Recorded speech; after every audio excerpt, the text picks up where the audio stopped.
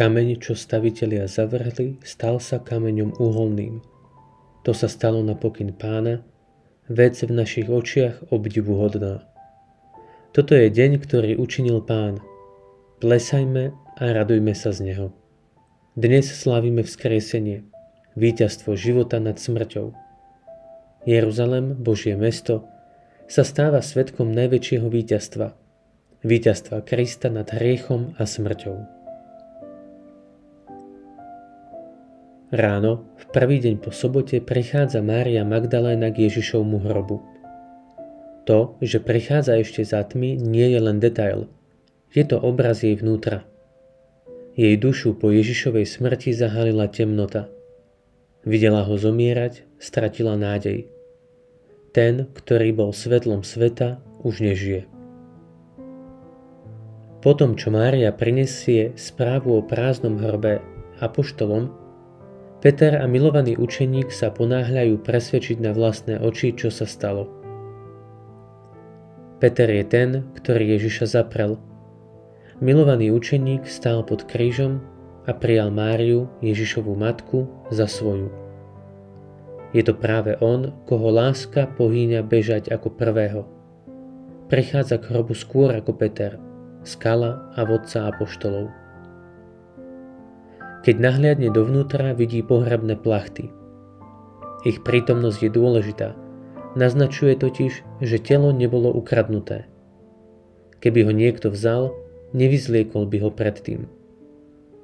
Plachty zostali, pretože sa tu stalo niečo, čo presahuje smrť.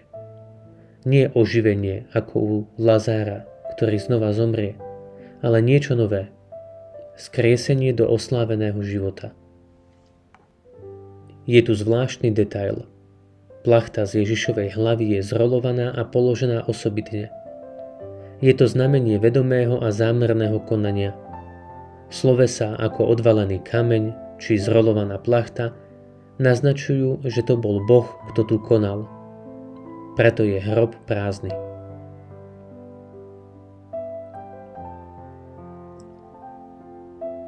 Kým Peter a učeník odišli, Mária zostáva pri hrobe a plače. Keď sa pozrie dovnútra, vidí dvoch anjelov. Ale ani teraz ešte neverí. Myslí si, že Ježišovo telo bolo odnesené. Až keď ju Ježiš osloví menom Mária, otvára sa jej pohľad. Rovnako ako pastier pozná svoje ovce a volá ich po mene, aj ona pozná jeho hlas. Oslovuje ho Rabunni, môj učiteľ. Teraz už vie, že Ježiš žije. Smútok sa mení na radosť. Ale jej vzťah k Ježišovi sa už nemôže vrátiť do starých koľají. Ježiš jej hovorí, nedrž ma. Je to výzva. Nesmie sa ho držať tak, ako predtým. On je už oslávený Pán. A dáva jej poslanie.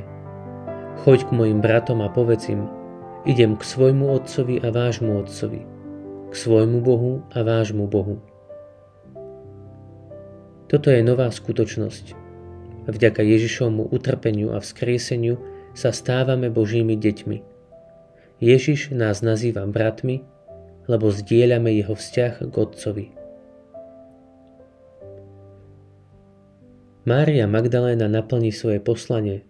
Stáva sa apoštolkou apoštolov, keď zvestuje videla som Pána. Jej vyznanie nie je len správa, je to svedectvo viery.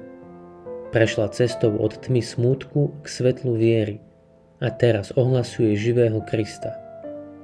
Táto cesta Márie je obrazom cesty každého z nás. Aj my sme pozvaní hľadať Ježiša s túžbou a láskou. Dovoliť mu, aby vstúpil do nášho srdca, premenil náš život a poslal nás s poslaním svedkov. Máriina misia je misiou celej cirkvi.